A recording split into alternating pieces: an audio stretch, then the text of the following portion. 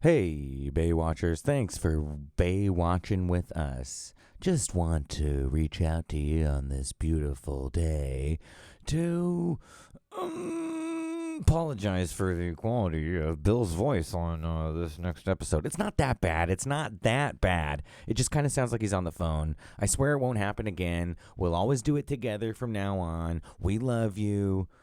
Give us money. Oh my God, Mitch, I'm sorry. I was just so surprised to see you standing there. Not as surprised as I was.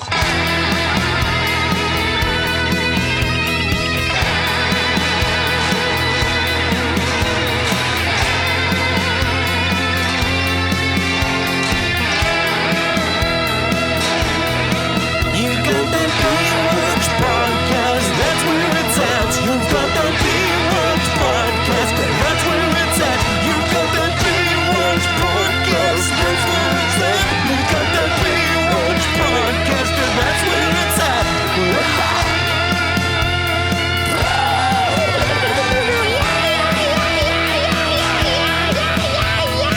CJ, it's beautiful up here. You gotta love it, huh? Yeah, it's beautiful, but I miss the beach. You should come back to Baywatch. Boom. Cool. Well, hello. Welcome back to the Bay Watch Podcast. I'm one of your hosts, Andrew Kashev Sexana. And I'm Bill Ferg. sitting on the couch is Bill Ferg. We're going to get right into it. This might be a little different episode. As I know all of you are looking for just that bland recap so that you don't have to watch the episode. But we might do a little less recapping today and a little more just talking about stuff that we find interesting because the show is going to keep going on. And anyway, here's our intro. Second wave, not about coronavirus. October 3rd, 1989. It was a Tuesday, Bill and listeners. It was under the sign of Libra. We still got George Bush. We still got Thatcher. We got like conservative leadership here. Pope St. John Paul still fronting Jesus Corporation. The second John Paul. And in that special week of October, people were listening to Miss Janet Jackson's Miss You Much, which I didn't listen to. Don't know. Crimes and Misdemeanors, directed by Woody Allen, was one of the most movies. I got it on VHS right over there. Yeah, we'll cut to that later. Bill's going to send me the footage of it, of his footage of the film on his shelf. And as well as Look Who's Talking Too. I think that's one I have. You got Look Who's Talking Too, Bill? John Travolta and no, but I could probably do a pretty good beat by beat synopsis of that one because that's one I saw quite a lot as a youngster. I loved those That was on intros. TV. Yeah, I love those like yes. sperm Oh, yes. intros, man. Yeah, the That's sperm Kirstie- intros were great. as a Kirstie kid. Alley, like who I went on to love in Cheers and Weight Yeah, Watchers yeah. commercials, I believe. and Travolta, of course, classic. Yep, Classic classic Travolta. Scientologist. That was before the plane crash, I think. Anyway. So, and then, as well, in a little more lighthearted news, Panamanian Defense Force attempted a coup against Manuel Noriega, and Noriega foils the Okay. plot to overthrow him. All right. No that's right. commentary. But Bill, we'll talk about the episode now. That wasn't happening. Yeah. Anyways, while that was all happening, we had people tuning in to see Baywatch, where they got a wonderful opening, as always, with the music montage and the beach scene. And then we had, this time, started off with a nighttime scene on the beach. Oh, a ritual. And someone having like a bonfire, maybe, but not a bonfire. It was like a surfboard burning. It's an evil, This is the it's an evil introduction. character ritual. You know what I the mean? evil character doing a ritual. Yeah, so that they could get baptized to the audience, so that the audience knows that they're the evil character. They're engaging in this burning ritual. It's this sounds Right. a little bit unsavory. The We don't burning like- of the virgin surfboard. Yeah. This was I unbelievably like, what the fuck is this? Virgin surfboard. What is a bird? Okay, I guess it's a surfboard that you just bought. Yep. Is this like and what it? This is like only for rich people, or did he steal that surfboard? He probably stole a surfboard, right? I mean, they're villains. mean, They're the most obviously. vile villains. Yeah. We So should have probably. seen them. It should have opened up first with them stealing the surfboard, Yeah. or we should have seen them steal it. Well, we I don't have guess. enough. I We don't know. have enough time for that, Bill. We have to have music montages that last 5 minutes. We can't add more story. That's true. That's true. And then we cut to, and we'll go quick here through the. Hey, the but that's story David before. Spade. That's a young David Spade. Did you notice that? Yeah. The bad guy? No, but like his minion who's like, man, I don't want to burn my board. And he's like, hey, man. Oh, I did. Yeah. I thought that was David Spade. He's like, there was, somebody there. Yeah. We both just came here from Philadelphia, and this is the ritual that you do before you surf, bro. Like, everybody knows. Who was the bad guy, though? The bad guy, the actor was weird. He played him weird, and he was weird looking. Yeah. He looked kind of like Doug Benson. Like, yeah. You know, isn't that the guy who's always like, hey, from like from a Dave Chappelle movie? He's like buddies with Dave Chappelle. Not Doug Benson. Not Doug Benson. The guy from Super Chappelle Jaime movie. Not Doug. I know. Oh, sorry. Throw Doug Benson out the window. Yeah. That's not who I meant. I said completely wrong name. Okay. It threw you off. Yeah. I meant the guy. Oh, the Rocket Man. The guy from Rocket Man? I don't know. Huh. No, the guy he was on SNL. He was friends with Dave Chappelle. He has like eyes always like he's really stoned. He was in Dave Chappelle's movie about being stoned. Yeah. The stoner movie that Dave Chappelle did. Yeah, Half Baked. Let me look. Yeah, Half Baked. God damn it. I don't know. His name's Jim, I think. I'm going to keep all this because it's compelling, dude. I don't know, and I don't have my phone, but if I'm going to look at it. Oh, Jim Brewer. Jim Brewer. Jim Brewer. See, Yeah. that's why I was very close with the Jim B. Yeah. Why did we bring him up? Oh, because the villain looks like Jim. He looks like him, and he's like kind of like. He also kind of reminded me like when Flea or when Sting plays, when like a rock star plays like a character in a movie. The way he there's a surf movie where like the Red Hot Chili Peppers are like surf villains. It's kind of similar, right? See, that's like what it seemed like. It was like his acting was that cheesy and bad. There's also like a rock star guessing. I have this. I don't know if we brought this up in like the canon of our podcast, but Bill and I both have like a service that just provides like random Baywatch channel. You can't control it. They don't play episodes in order. Yeah, it's just 24/7 Baywatch. Yeah. But I tune into it pretty regularly when I just randomly. And like I tuned into it randomly and it was like that guy was playing. We're going to see him in the future. Like that guy was playing like another like just character on Baywatch. That was but in this case, he deserved our sympathy. Star Trek would do that all the time. Have like the same actor play different roles. Oh, yeah. Okay. Yeah. There's nothing wrong with that. We'll see. Anyway, continue. All right, yeah, Recap, Bill, because I don't even want to talk about the episode that much. No, anyways, fucking. Then the other thing that kind of was there for a second was lawyers practice. He's like now practicing law in shorts. Kind of still being a bad lawyer though with his own practice, and his wife's like, "Come on, you have to actually do work." Yeah. It just feels like they have to show us what he's going through because, like, he didn't even. Yeah, and it seems like he's still a bad lawyer. Yeah. Now he's just at home. You know, his biggest. He's just at home being a bad lawyer. Well, yeah, and his biggest dilemma, like, he's like, man, I'm done with like corporate law. Like, I want to do law that like actually like benefits the people, law that I care about. And so when he starts doing that at home, his biggest dilemma is like, man, I'm just not used to not wearing pants.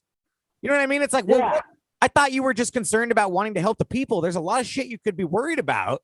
And instead, like, you're spending time being concerned about letting a guy in through your window and whether or not you're wearing pants. I don't know. Yeah. It just seems like it's wishy-washy. Crawling in through the window, like, God, it was just so many cringy moments here. Like, God, can we get any cheesy or lame? Let me just. And then so that's the first storyline though, is evil storyboarder guys or surfboarder guys with from Philly. We found out that they're from Philly. And they're friends of Eddie. Oh, first thing we think is, Foster's from Philly. Foster. Is there gonna be any connection there? Why? How did these Philly guys learn to surf? What the fuck? Yeah. It's like, we see a lot of bullshit. Turns out, yeah. You know, yes, they are connected to Foster. Yeah. Of course. We, of course, in my notes always is I hate Foster. So at some point I can't stand him so much. So. And and we get a metal montage. One of the montages is like a metal like song, and it's like we see Foster's ghetto past. Yeah. We learned that Foster like had to sleep on a mattress on the floor. He was like a boxer. He was like, it seemed like he was doing some boxing, and he was hanging out with this bad surfer guy, this bad kid guy. He wasn't a surfer then, but yeah, he was bad. And we learned bad guy is really bad because we first learned that he knows Foster because he stops Foster from rescuing someone. And they were in an orphanage together or a foster home or something together, too. That's what it kind of seems like. Yeah, Yeah, they were maybe in a foster home or something together. Yeah. Yeah, and then we learned that the reason that Foster guy or that the other guy, the bad guy, hates Foster is because apparently at one time in their past in Philly, they were hanging out, going to a store together to get some pop or something, and this guy and all of a sudden just out of the blue pulls out a gun and decides to rob the place. Yeah. And Foster's like caught off guard. Yeah. Things go wrong. Yeah. And like everybody runs. The guy pulls out a gun or something. I don't know. I forget what the story was. Yeah. But we need to just demonstrate, and this is what we really, really eventually want to talk about, I think, is this villain. The least interesting, most interesting part in terms of TV. But they just really have to demonstrate that he's the worst, most despicable scumbag, and Foster was a victim of circumstance. Exactly. The Foster just had no idea, man. We were just going into the store to get some pop. The next thing and it's like, that's what I'm putting. It's like, well, this guy's an idiot. He brought this upon himself. You can't blame Foster. You can't surprise rob a place with your buddy and not inform your buddy. Yeah. This is what do you expect? You have to.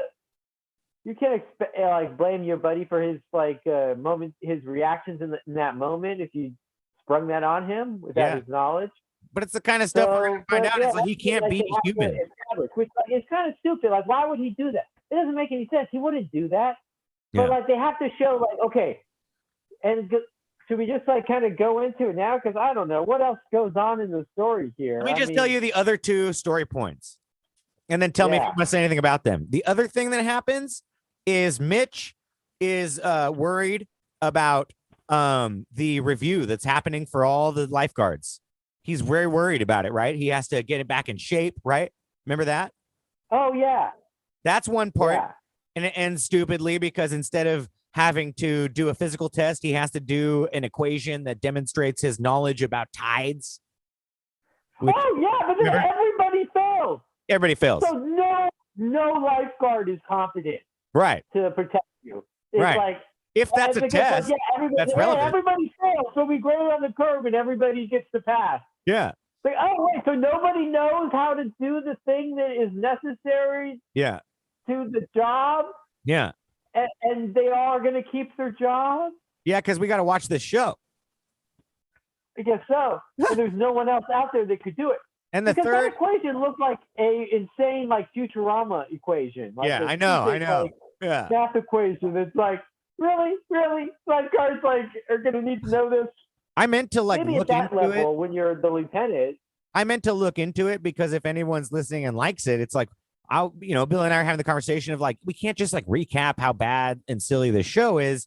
We need to think of interesting things. And so one of the things I was like, well, let me research if that's even real for lifeguards to know. What is that equation, And then Bill just came up with a better idea. So I just never looked into it because it doesn't matter. But the other story point that happens, the other third, the C plot. Actually, I think Mitch's plot is the C plot. The other plot is the lifeguard that I don't remember his name, but he's Australian, the Aussie lifeguard. Yeah, right? He's not part of LA County. Yeah. It's because he is a private lifeguard for the private beach. Yeah, and he's in this. And what's going on? He's got this weird relationship going with that girl who's whose father wowns the resort, the private country, the resort. Yeah, whatever, the country club. Yeah, it is. Yeah. And he doesn't like her. He doesn't like her dating the lifeguard because lifeguarding is a lowly business, and you're a rich girl. Well, you need a better man. Might just become a lawyer. Yeah. So she tries to prove to her father after her father invites the lifeguard Aussie guy to be a server on the yacht. She says, "You're a horrible father. I'm going to throw myself over over the side of the boat at the bay, like the water is calm and the water does its thing, which we know that the water is this evil. Yes, I did note that too. We saw the water do a lot of things. Yeah, and The water's powers were on full display this episode. exactly. And the first power we've seen where she hits the water and just goes limp and nobody can find her. Yep. And the father doesn't even care, but the lifeguard eventually saves her because he is a lifeguard, right? Yeah. And then the craziest thing is the water displays a power we've never seen. Powers. It doesn't. Yeah. Once you touch the water, it has you forever. That's what my notes say. Yep. The water. Once the water is in you, Yep. It could take you at any time. Because later that night, he's just joking around with her and finds her drowning, drowning. Yep. She's dry drowned. Yeah. All to really prove the point, though. Like, and I laughed at it because here's the water just being so evil and powerful. It is a real thing that often happens, like in infants, but like you can do it. Like, I didn't even want to look it up because I was like, I'm sure that. Yeah, Angelina. I watched the episode with Angelina, and she knew. Like, she was calling it. Like, she's like, oh, she's dry drowning. And I was like, what? Yeah, but the way that it's presented is like a thing. Water is evil. and no, but why they do it is because Mitch had this classic line where he said to the Aussie, if you would just follow the codes and regulations, the beach would be a lot more fun. The least fun line ever. But that's how he realizes, like, fuck, like if I had followed regulations, I would have taken her to the hospital and maybe she wouldn't have dry drowned. And I'm a bad lifeguard. We would have done this thing. Yeah, no, and he's told that. They're like, if you would have. yeah. And it's even, I feel like Mitch cuts even deeper. He's like, you're like too reckless. Like, you don't follow. We have these codes and regulations to keep people safe, to make sure they have fun. Exactly. And like, it's like, he was like calling him a bad lifeguard more. And right. It was like, and then that's why Ozzy guy's ego, because like his whole like self-worth is tied up in his ability to lifeguard. Right. And now he couldn't lifeguard his own girlfriend. Right. And it really struck him, and I'm excited about that relationship. I'm excited about his relationship with Mitch because, at the end he comes in and steals the handbook and Mitch knows, and wise old Mitch is just like, don't worry, come in anytime you want to use our shitty facilities. Anytime you want to. Right. And it's like, oh, we're going to see some bonding between these two and I can't fucking wait. Oh, yeah. That was probably the best storyline in the whole episode. But do you have anything else about the story, or you want to introduce like what you were talking about in terms of it was pretty boring because, ultimately then we go to get back to, what we're going to talk about, and which is that main storyline. And what it showed, like, is, as we see Foster's past come back to, and Foster, I guess his name is Eddie. Yeah, it's Eddie. Right, yeah. So Eddie. Bravo. Eddie Foster, I guess that's what we'll call him. Yeah. So Eddie, it's like, and this is like, we always see it. So it's like, okay, so his past comes back to bite him, and at first it's just like he doesn't want anyone to know that, that bad evil Mitch character, I guess, is a bad guy. I don't know. Yeah. He's like, that he's like associated with him at all. He has a past with him. And then they find out that he's wanted in all these counties. The black cop. He's really bad. Involved. He's really, really, really bad. This guy. Yeah, he's really bad. He like murdered somebody. Yeah. He like shot somebody. And he's extorting Foster. He's scaring him at his place of living. And Foster's like going to give him all this money, right? Or yeah, but it's like a stakeout. He said. Yeah, and then he sees that. He's like, I thought that was funny because he's like, the way that he gets tipped off, the way the bad guy gets tipped off that this is a setup, is that he sees like the black cop going over and talking to Foster on the boardwalk. Yeah. And he's like, there's no way this old black man is friends with my old fucking idiot street thug friends from like Philly. Yeah, it seems like way against protocol. Like if you're doing a stakeout, it does seem pretty stupid. Like, because like to me, it's right about the time. It's like it's about 5 minutes past since he was supposed to meet him there. Then you go walk up and tell him. Just all he tells him is, "All right, we haven't seen him yet. Yeah. We'll keep our eyes out. And I feel like it's really bad storytelling because we had that thought right away. Because like how you observe it is like they set up the stakeout, then the guy is watching from behind a tree, then he sees the black cop come over and talk to Foster, and like in your TV mind, this is all happening like in sequence, so it's in the moment. And like the only clue that you get that like the stakeout's been going on for hours is the black cop comes up is like, it's been hours, you know? And it's like, yeah, I feel like if you were doing a stakeout, there would be protocol in place where it's like, hey, if 8 hours pass, like just leave. Like, I'm not going to, you know what I mean? Or you walk, or after X amount of hours, you walk over here or we signal here. Yeah. Yeah, you're not going to like, we're going in the space that you're supposed to meet. Yeah. We're going to have you meet with other law enforcement. Like, no, yeah, that doesn't ever probably happen for the very reason that, you know, the bad guy fucking saw them. It was like, oh, this is a setup. Right. And yeah, and it was, you know, and so ultimately, I don't know, bad guy gets caught in an uninteresting way, basically. What happened? I don't even remember. I totally forget. All I know is that like I know how he gets caught is like, you know, he's pissed that Eddie Foster has done this. And so he traps Eddie and Shawnee with David Spade. He uses David Spade as his muscle to trap Shawnee and Foster in their tower, and then he lights it on fire. Oh yeah, he lights them on fire, and then they escape at the last minute when like everything, when like the stuff, when the woods burned enough to jump through. And I was like, yeah, that's what you would do. And if you're watching this along with us as we talk, like I remember when Bill and I watched the pilot, and it was like there wasn't really an intro, and then on the first episode, which is like the second episode after the movie, you know, the intro was there and you could see that the footage looked better and it was crisper and there was more action shots. And one of the action shots is like Mitch and Shawnee and Foster and lawyer guy like running away from a burning tower, you know?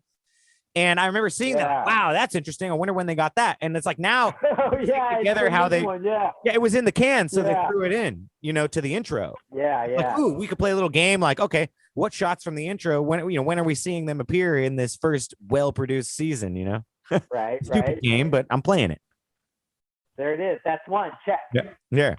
Check that one off your bingo card. Yeah.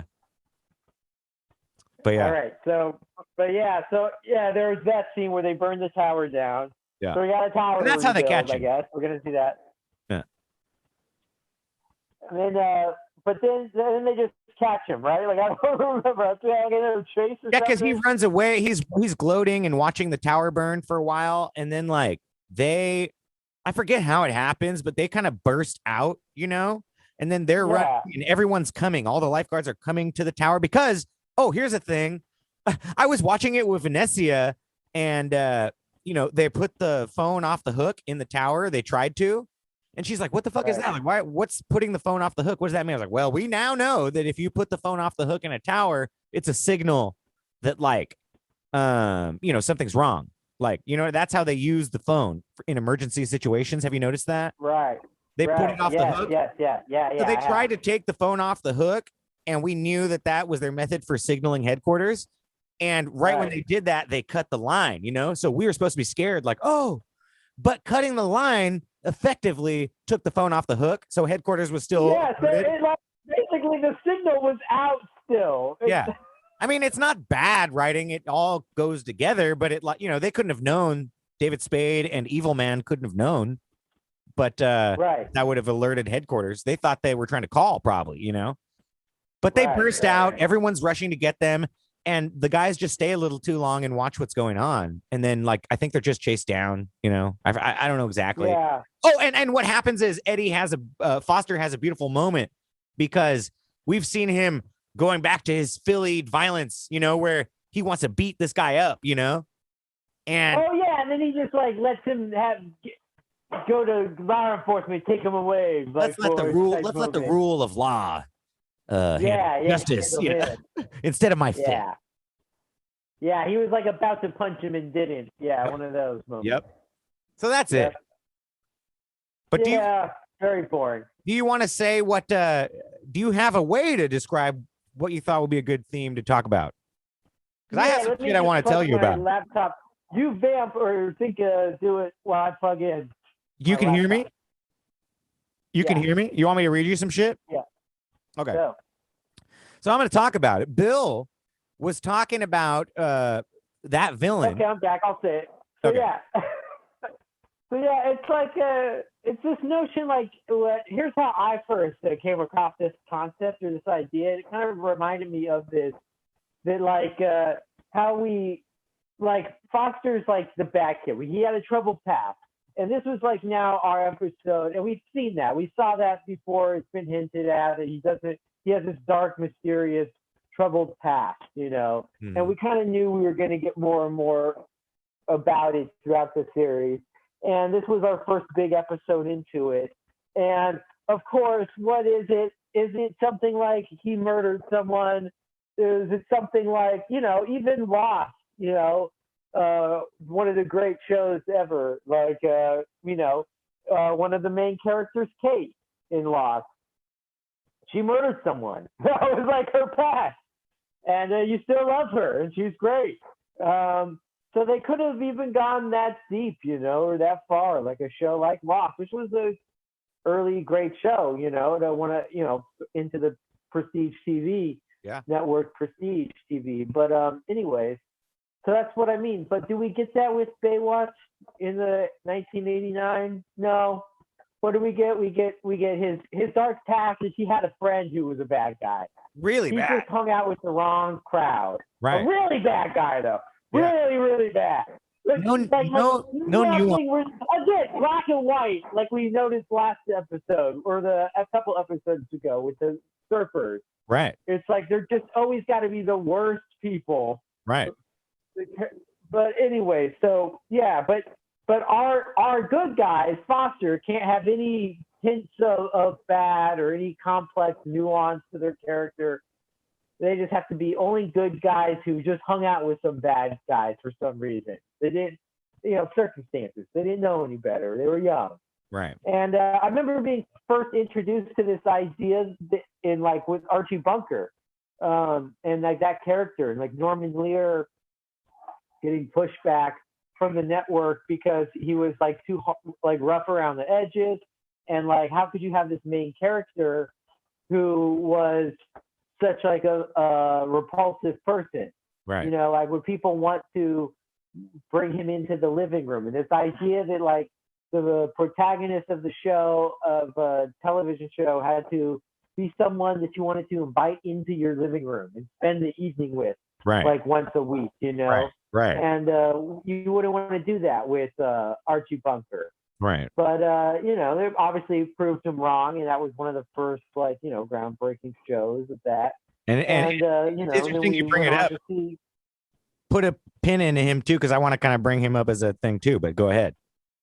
Yeah, no, that was it. So we see more, and then so it happens in TV, but I feel like Baywatch is just, again, it's an example of Baywatch being like this super safe commodity of like 1990s, like just, no, we're just going to focus group this, like it's just going to be bland capitalism, just not even just shots of cool shit on top of lifeguards can do anything and everything action. Yeah. Now let me tell you something, Bill. Then everything that you said had inspired me to just do a little digging, and I think I have some commentary about all of this in terms of television. We love TV, and I went to school with the David Lynch Foundation program, Maharishi University cult, also loving community, whatever. There's this shift in television that has occurred, and there's like golden age TV that we talk about, Twin Peaks, all of these things, Lost, The Wire, Sopranos. And I'm going to read you some stuff. I have some notes. It might be a little messy. I'll edit it and make it better. But there is a shift in terms of television, and Archie Bunker is part of that. But in some ways, like the theory that I'm working with is that he might be a reaction to or reflection of like product TV. It's a commodity TV, you might call it, because TV was invented. It was like one art form that really was only invented as a platform for advertising and for products like film, painting, like music. Opera, Yeah, it was like so much of it was.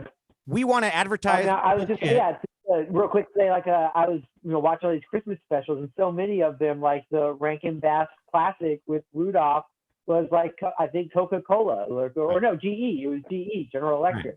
Right. And like, Coca-Cola did some other. I mean, like, yeah, all these like classic, things of television media are just ads, basically. Right.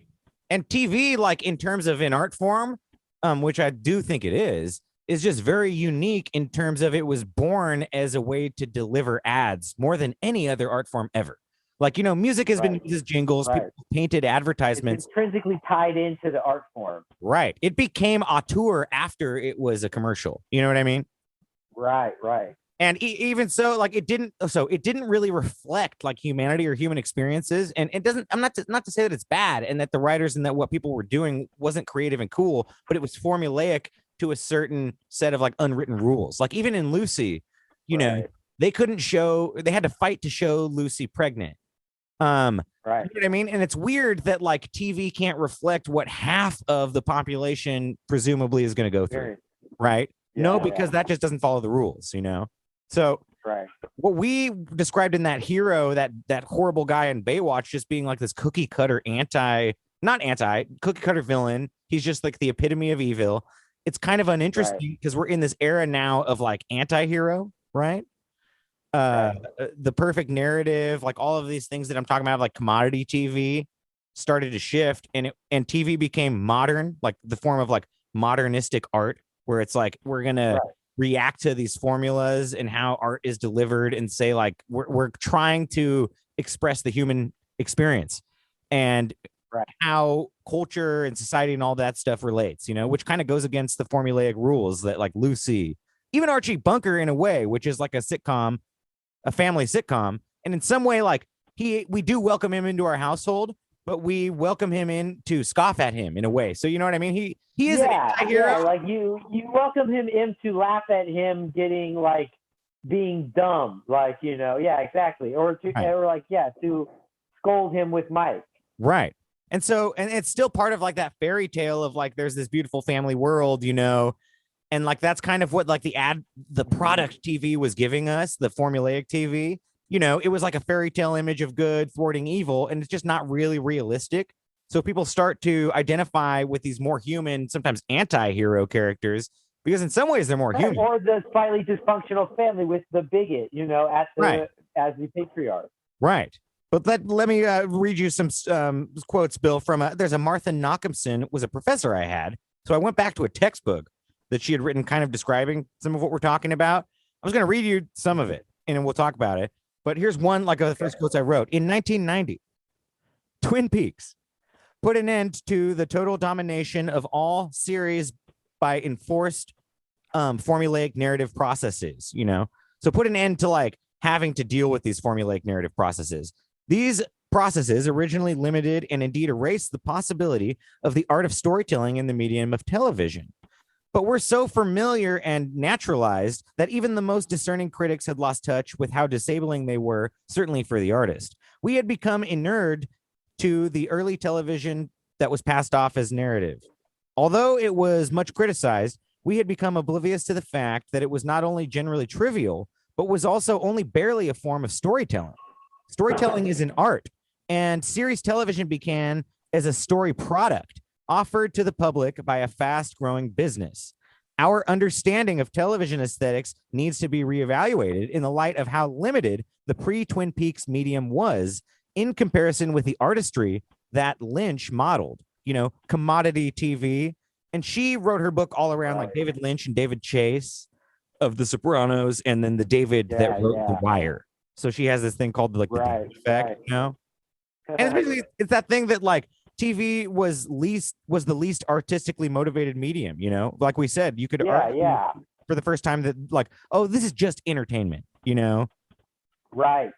And even though, and it's true, because like she said there, or I think there was in there, there's something to the effect of how like, even though it is recognized and criticized to a degree, it's still, when you stray too far outside of that like structure or out of the molds that have been there because of that structure, because of that fact that it's commodified. Right. What?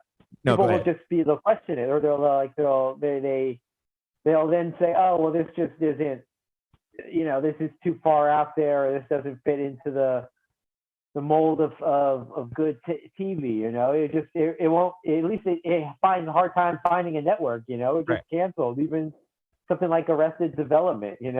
Right. So she says, she's basically saying like all like as what you're saying. Yeah. Like this is, dude, she uses these words like industrialization, industrial terminology. Like she talks about how like these writers often talk about like laying pipe, like like they're going towards an ending. There's this what we keep talking about, like these unwritten rules for like the commodity product. Oh yeah. How they're laying the structure down, like they're laying the foundation of a house. Right. And rather it's more like building a house than like painting a painting. Right. And Lynch took more of a painting approach to it. Lost, all of these shows that we love, and now, in some way, and I'm going to diverge a little bit for a second, but in some way, the anti-hero and that aesthetic has now been commodified. You know what I mean? Where it's like now we're just, there's a deluge of like shows about like despicable people who are less evil than the people that they're fighting. Do you know what I mean? And it's all that. It's all gritty. Yeah, it's all Batman's gritty. Breaking Bad. And Breaking Bad kind of came out. I still, I have a place in my heart for Breaking Bad. Oh yeah, it's a great show. Yeah, but now it reminds me of like woke culture in a way where, and it's nothing wrong with it, but it's just that like, oh, it's profitable to tell stories that are contrary to the formula. Like, oh, these modernist, like abstract ways of telling story people like. So let's just reproduce that like en masse, and that becomes formulaic again, where like Disney is just like, let's just throw gay people into Disney, and it's like formulaic, but it's doing it because like society's changing and like progressive ideas are popular, and like we want to include gay people, we want to include people who have but it's almost like the formula, instead of is now just responding to that change in the culture, and just it's like, okay, now we're adding that variable into the formula, and which I don't have a problem with, because for me it signifies like, okay, culture is shifting to where now it's popular to think social justice is cool. I mean, or to have a little bit more nuance of a protagonist, to where they have some darker past, or like, I'm not mad that Disney does all of that, and I'm glad, I just still like from a story perspective, like, well, there's also like wonderful stories that are much better written that have been telling these stories forever, not because it's popular or going to sell shit, and they're outside of that commodified structure, or they're doing it outside that perspective. And that's kind of like the big distinction that I won't read that many more of her quotes, but I'll link her book in her thing. And I think that's like the big distinction she starts to make in terms of what these people are doing creatively. David Lynch, David Chase, they're analyzing the marketplace of storytelling, where storytelling on TV has been a commodity for so long to sell you shit. Now, like, they're writing shit that's a little bit abstract, and that's a reflection of that, right? The Wire, what's the hero? Slightly meta. It's Cooper. What, he's a very flawed hero. He can't even save. I mean, I don't know how far you've gone into The Return, but it's just, it gets worse. Like, I mean, you can't save anyone. Yeah, and The Wire, you have people like Omar and McNulty, these characters who are like, extremely flawed. But I mean, that's why I bring up Omar, almost because he almost is not even as bad. I know you haven't watched The Wire yet, but I say it for our listeners who have, like, because it's like it is like a shift in from outside, like that. And it's funny because they are the ones who started that, and then it got commodified. It's like they were, and it's like the commodification, like you say, isn't like bad. It's almost like fine. It's like good. It's like, and we continue to enjoy more people coming from outside, and then it gets commodified. Like, I don't know. I guess you can't get mad at your favorite band for selling out. It's ultimately comes down to. And even, like, here's the thing to straddle too. the stuff that is still, and bringing it back to Baywatch. So the stuff that is still very much identifying with all we are doing is being boobs on TV to keep people watching commercials, you know, like Baywatch. I mean, right, on some level, right? We just want to sell some sex and have like a passable storyline that follows the tracks and reaches an ending. Right. People aren't going to be weirded out. They'll watch it and then they'll see the commercials. They keep the most eyes on the screen. Yeah. Right. And that's happening at a time. It's 1989, 1988 when we're born, and it continues for 10 years past Twin Peaks, past the beginning of The Wire. So what's interesting about Baywatch to me is that it makes a very clear choice. There's much less pressure to be a just basic procedural show that is just here to sell commercials, you know, but it chooses very almost artistically and interesting. Continue to do that. Yeah, it just continues to do it. It's like, nope, we're shamelessly just this. And as we've been watching it, and as it's just been on my TV for some portion of my media diet, I'm loving it. You know, I love it because it's just Mitch. I look forward to him and his shitty storylines. You know, it's like that is okay. You know, that like it is popcorn. It's, you know, it's bad. Yeah, it's like I watched the first season and a half of Night Court. Yeah. Which is like this comedy procedural, you know, that's just like, and it's like no cheers, you know, not nearly as good as something like that, but it's like, yeah, you look forward to it. And it's like, that was very much just like, you could see it being written. You could see it kind of just being like forced out almost. Like, right. But yeah, it's like, you would just kind of, there's a warmth to it because it's like, and I think that, yeah, it's like people, you know, whereas Sopranos, I would not describe like that at all. You know? Right. It is like, it has a different type of warmth now because I've watched it like twice in its entirety. So it's like, it's like because, and partly because now our cultures replace that. So that's what now we're just used to. Right. But like at first when that came out, it was not warm. It was like, it took you out. It was like the opposite of like that kind of, okay, time to tune in for Night Court or Baywatch. It's like, no, now we're going to tune in for Sopranos. I mean, think about how Sopranos opened with him in the therapy and then, you know, cutting back and forth to him and like beating the shit out of this guy. Right. It's a little bit of a different topic, Bill, but do you have like commercials? Because, you know, we grew up at a time when like we watched things that we wanted to on TV, but we just had to watch commercials, right? So remember when like a particular commercial would come on and you just be like, ooh, like it would make you feel good because it's commercial you'd seen before. And for whatever reason, you're like, oh, I'm less tortured going through this commercial waiting for my TV show because I've seen it. I like, like the Polar Bear Coca-Cola commercial. Polar Bear, yeah. Or the Raisin commercial. Do you know about Survival? You're walking down a hot desert. Oh God, it's hot. I'm walking. Oh yeah. You got beautiful woman pulls up. Hey, you arrive. You have insurance? Is it survival? No. Well, I can't take that ride. What is that? Like, too, it's like, from a law perspective, Bill, it's like, what's the deal there? Because, like, you know, if you get into a car and someone's helping you, like, to escape, like, well, because if he was injured in the car from somebody, well, here's the only way that it would really be applicable, I guess, is that if he was injured in the car and she had uninsured motorists, because there's no way that like her insurance would come into effect. I'm trying to think if this is right. So it's like if it would come into play if he was a passenger in the car and you know she had survival is it survivor? Survival. Okay, so if she had survival insurance and she had insurance. Or it was her fault.